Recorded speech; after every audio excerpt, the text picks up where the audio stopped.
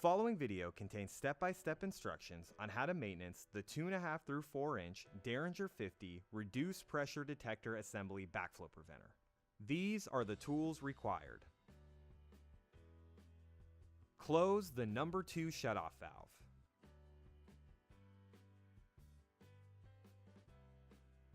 Close the number 1 shutoff valve. Open test cock number 4.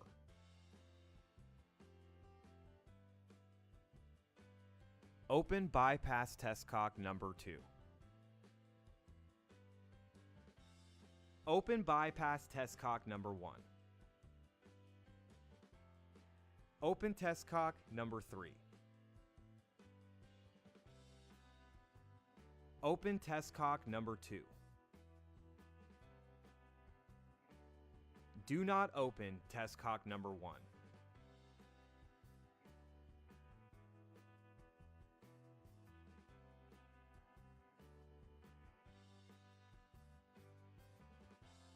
Use an adjustable wrench to loosen the couplings on both sides of the meter. Remove the bypass meter. Examine the meter coupling gaskets for damage and debris. Replace if necessary. Reinstall the meter and retighten the meter couplings with an adjustable wrench. Use an adjustable wrench to remove the check valve cover. Remove the spring from the valve body. Remove the check poppet from the valve body. Remove the seat assembly from the valve body. Examine the check cover O-ring for damage and debris. Replace the O-ring if necessary. Examine the spring for damage. Examine the check seat for damage and debris. Examine the check seat O-ring for damage and debris. Replace the O-ring if necessary. If debris is found on the check disc, the check may just be fouled. The debris can be cleaned off to make the check seal properly without having to replace the check seal disc. Use a rag and some water to clean the debris off of the check disc. Once the debris has been cleared from the check disc and no damage is present, the check can be reassembled and reinstalled into the valve body for testing. If damage to the check disc has been found, please take the following steps to remove and replace the damaged check disc.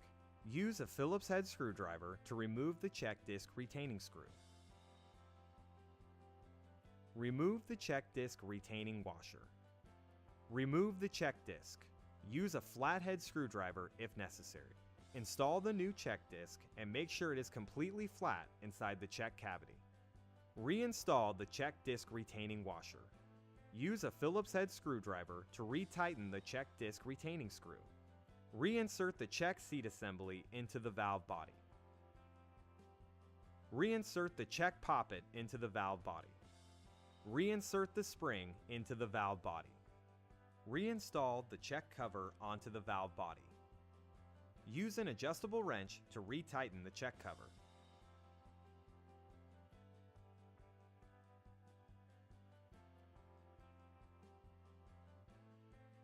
When a reduced pressure valve is leaking from the relief valve, the first check may be fouled or damaged. Make sure the first check is functioning properly before assuming there is a problem with the relief valve. If the first check is functioning properly, we recommend using a toothbrush to gently brush away any debris from the valve piston and seat. This should return the relief valve to working properly without having to disassemble the relief valve.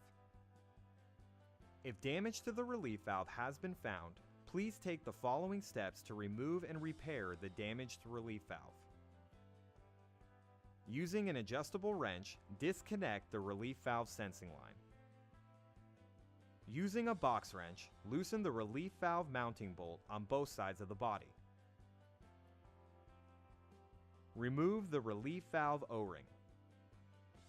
Using a socket wrench, disconnect the relief valve cover.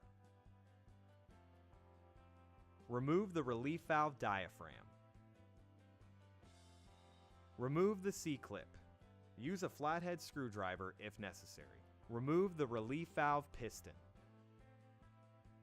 Remove the relief valve spring. Check the spring for damage. Check the rubber seal on the relief valve piston assembly for damage and debris. Check the relief valve seat for damage. Check the relief valve diaphragm for damage or debris. Replace the diaphragm if necessary. Gently push down on the embossed center so that the diaphragm collapses into itself. Reinstall the relief valve piston into the diaphragm. Make sure the diaphragm's embossed center is inserted into the piston groove. Place the spring into the relief valve body. Install the piston assembly into the relief valve body.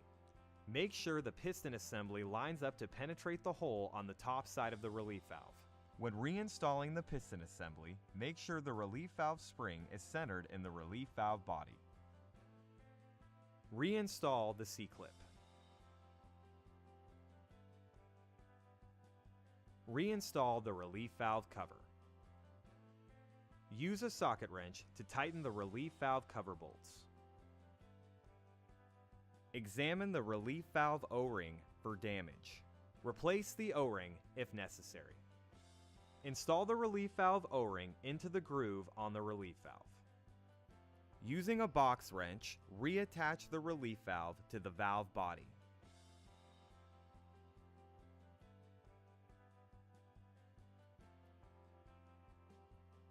Using an adjustable wrench, reinstall the relief valve sensing line to the valve body. To remove the access cover, use a combo wrench to remove the 6 cover bolts. Make sure to keep the tapered washers with the access cover bolts. Remove the valve access cover.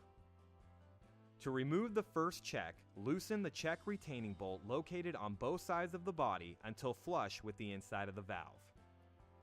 Remove the first check from the valve body.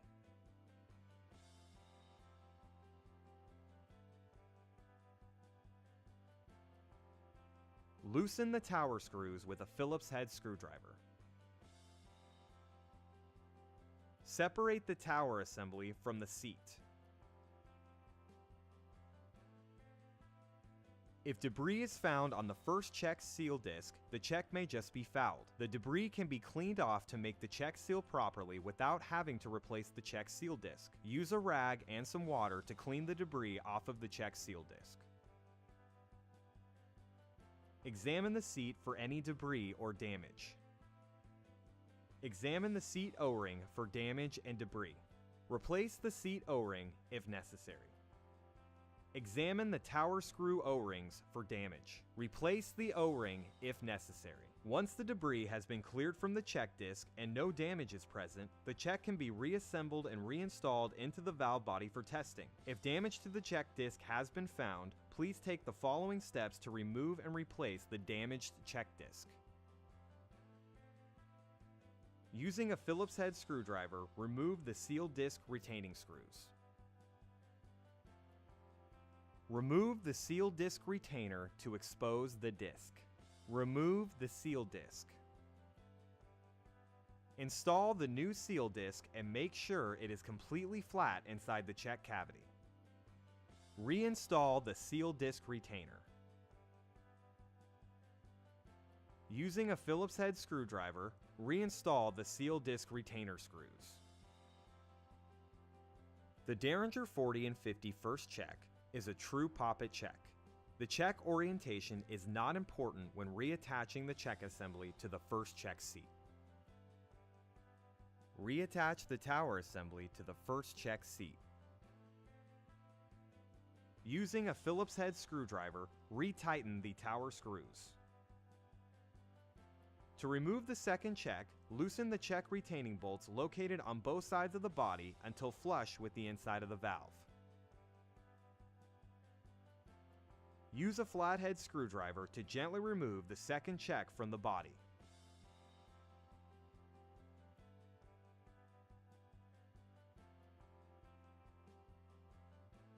Loosen the tower screws with a Phillips head screwdriver.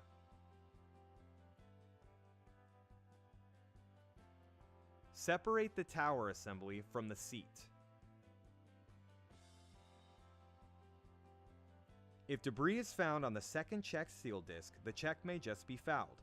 The debris can be cleaned off to make the check seal properly without having to replace the check seal disc. Use a rag and some water to clean the debris off of the check seal disc. Examine the seat for any debris or damage. Examine the seat O-ring for damage and debris. Replace the seat O-ring if necessary.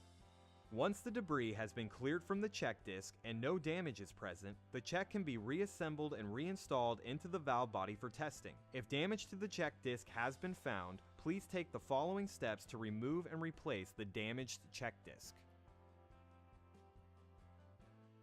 Using a Phillips head screwdriver, remove the seal disc retaining screws.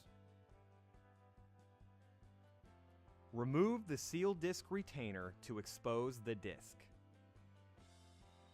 Remove the seal disc. Install the new seal disc and make sure it is completely flat inside the check cavity. Reinstall the seal disc retainer.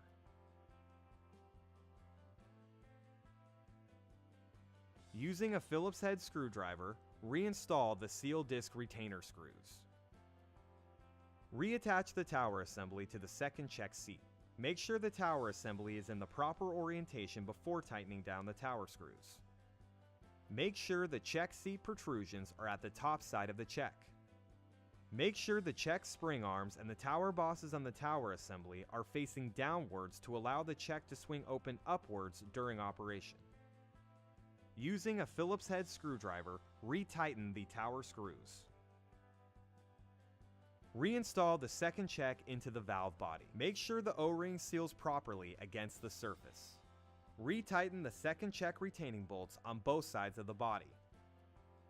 Make sure the second check retaining bolts don't bind against the check.